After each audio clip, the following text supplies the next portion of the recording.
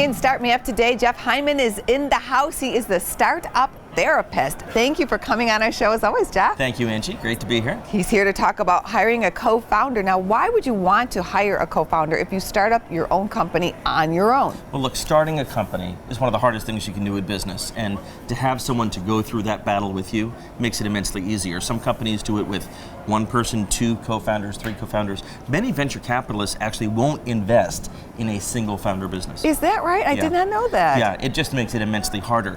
The problem is, it really is a marriage, and so you have to be very careful about how you go through that process. Absolutely. Do you want to find somebody who fits your image or somebody who's the opposite? Well, a little bit of both. So there's been a recent study by Harvard that 66% of startups fail, and the biggest reason they fail is co-founder problems.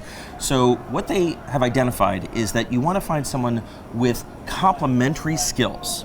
So maybe an inside person and an outside person, or the tech person and the business person, whatever it might be, that structure works really well.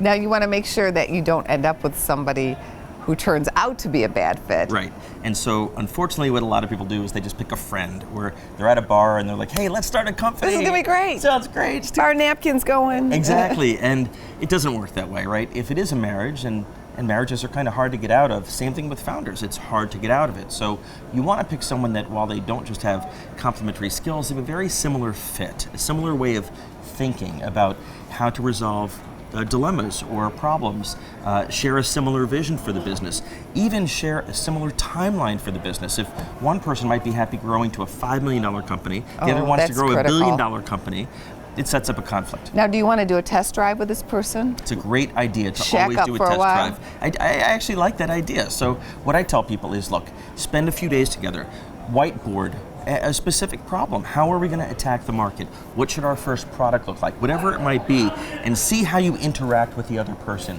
Do you share a similar way of resolving problems? Does the person listen? Are they open to input? Are they open to feedback?